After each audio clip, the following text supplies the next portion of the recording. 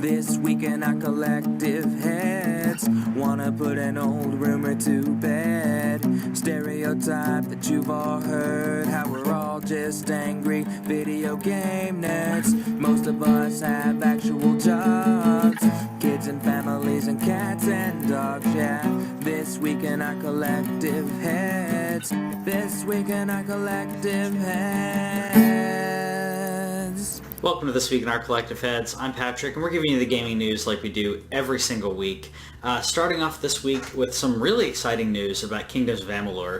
If you're a fan of the series, or if you've not heard of it, doesn't matter, you need to check it out if you like RPGs. Kingdoms of Amalur is a fantasy game that was out on PS3. It's one of probably the best RPGs that came out on PS3, and I know that is a heavy statement. Well, THQ Nordic has acquired the rights to Kingdoms of Amalur, not only the IP but all of the assets, which is fantastic because their former studio, 38 Studios LLC, as it was called, is no longer around, unfortunately. So for a while we thought we weren't going to get any new Kingdoms of Amalur at all since they ceased operations in 2012. So it's really exciting that something like this is kind of being resurrected from the dead, and in a way that we weren't sure was going to happen, but in the best possible way for when it comes to video games. So hopefully what we'll get with this is, I don't know, best case scenario we'll get continued Kingdoms of Amalur games. Worst case scenario, they do nothing with it. No one else does anything. I hope we'll get a remaster at least. Maybe a Kingdoms of Amalur 2 would be really great as well.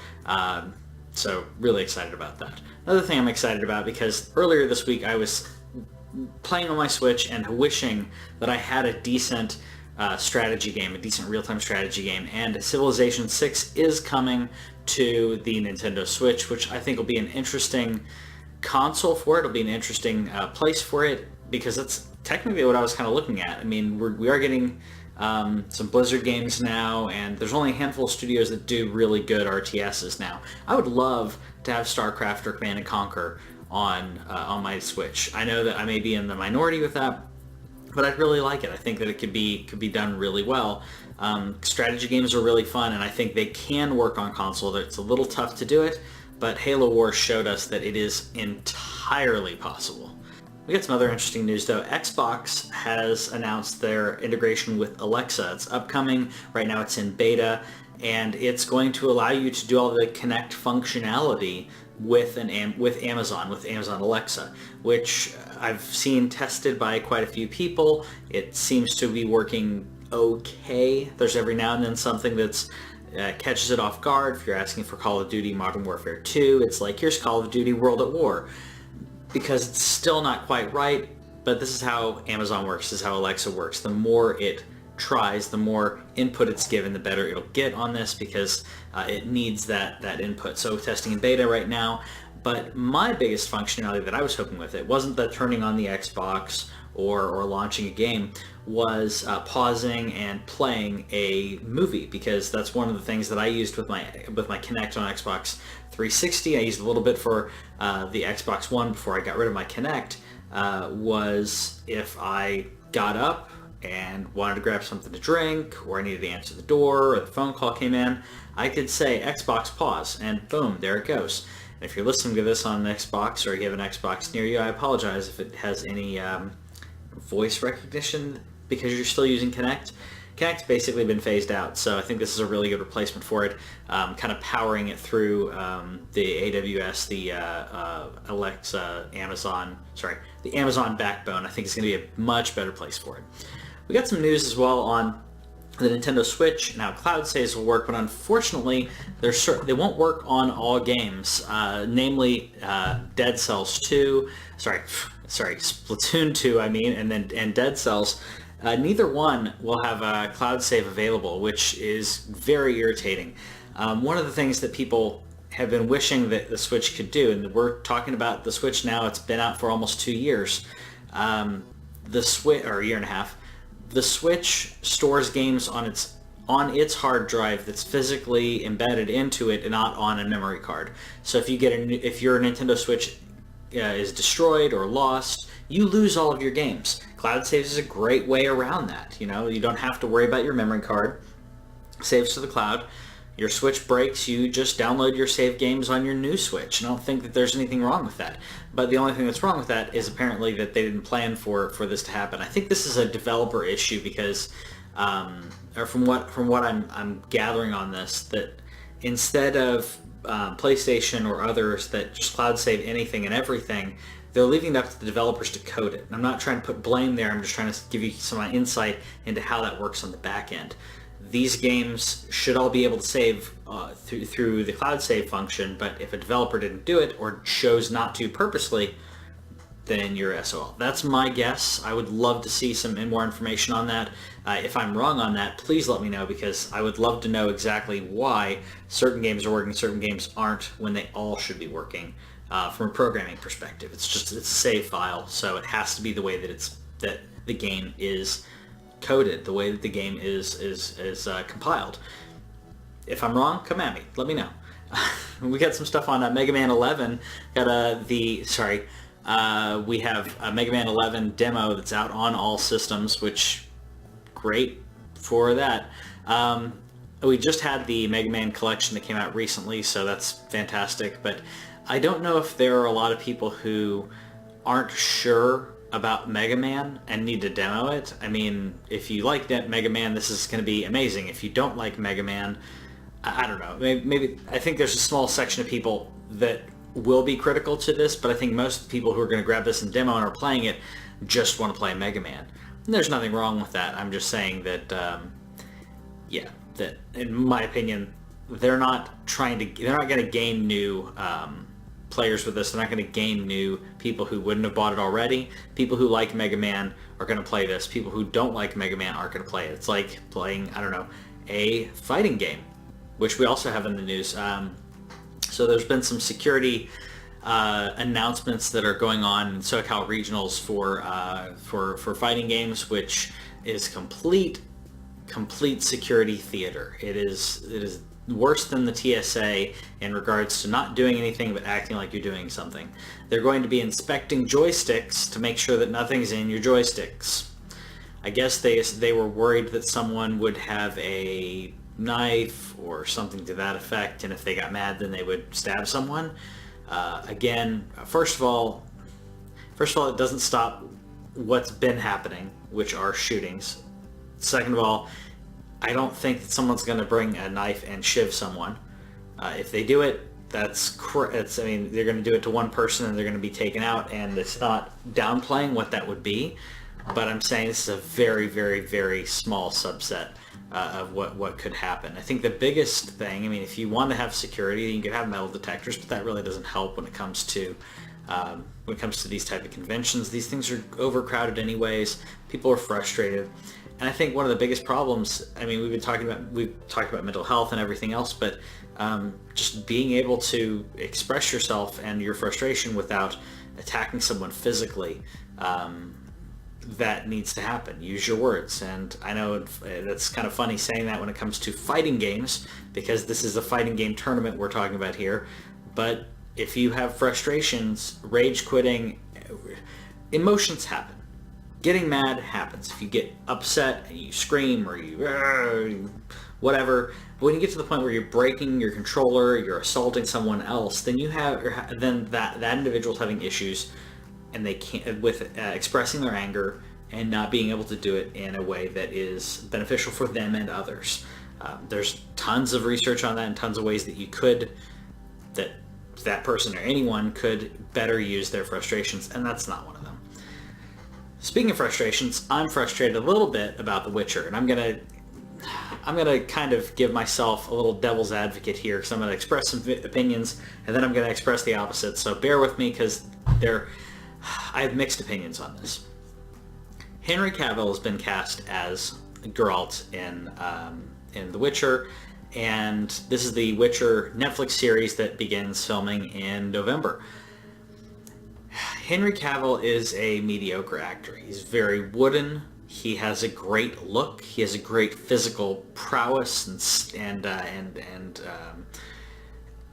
he has determination. He is a gamer. There are all these positive things, but at the same time, when it comes to emotion, when it comes to his range, I've not seen anything good out of him. Maybe that's the directors. You know, if you have a decent director, they can get a good performance out of someone. But if you have a really mediocre director and you have a decent actor or actress, like, I don't know, episode 2, watching Natalie Portman fumble through lines with no emotion, yeah, it can happen. So maybe what I've seen of Cavill's work and his ability is based on really bad directing from Zack Snyder and other people. I mean, I've seen, that being said, I've seen, let's see, all of his stuff in DC, and I saw Mission Impossible. And he basically played the same guy. Stoic guy who goes from either angry to stoic to the Joey Tribbiani trying to act like he's confused when he's dividing in his head. That's the range of Henry Cavill that I've seen. If there's more, I would love to see it. I've been proven wrong with people like Bradley Cooper and many others. And I would love to see him in a better role. I would love to see him being able to express himself more than just brooding, which is not what Superman does. So I would love to see him in a role that better suits his abilities. That being said, Geralt doesn't have, I mean, he's stoic, and so maybe that's what they want. Maybe they looked at his performance in Superman and Mission Impossible and said, that's exactly what we want. We want that physical command. We want that person who's physically dedicated. We want that person who will scowl a lot. And if that's what they want, okay, I hope the rest of the production is great. The other part of this that's interesting that I don't see hardly anyone talking about is Henry Cavill's contract is up for Superman. Henry Cavill's DC contract is up. He's going to be filming Netflix instead of DC movies, and he may or may not renew his contract with DC. Obviously, they're going to probably try to pay him a lot of money to keep their franchises going, but this may be a time where a studio loses a big player because he's frustrated and he's really happy doing another bit of work. So it's something to watch not only on the Netflix side of the house, but on DC. Will Henry Cavill return as Superman? Because he has no contractual obligation, and he may just really enjoy playing a different character and not having to be Superman in roles that aren't very Superman-like. So something to think about.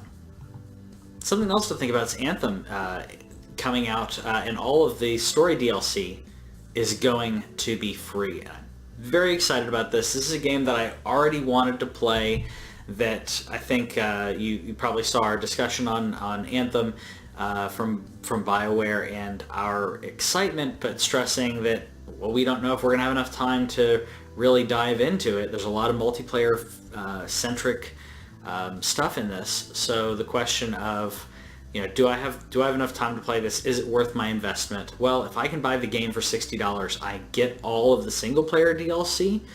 For me, that makes it so much more valuable, because I may or may not play the multiplayer that much. I will tear through a story. I will just eat up a story in a game. And if you give me the DLC for free, that means I'm going to keep playing your game, and I'm more likely to play your multiplayer.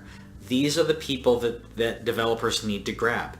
They need to grab people who are playing, and I'm not talking about the type of game, I'm not talking about the style of game, but the players who are flocking to games like Fortnite. They're doing it because they're free. They're flocking to these games. They're playing these games because they're free. I'm not saying microtransactions are great. I'm just talking about complete value proposition here. If you can make your game seem more valuable to the masses, to more people will play it.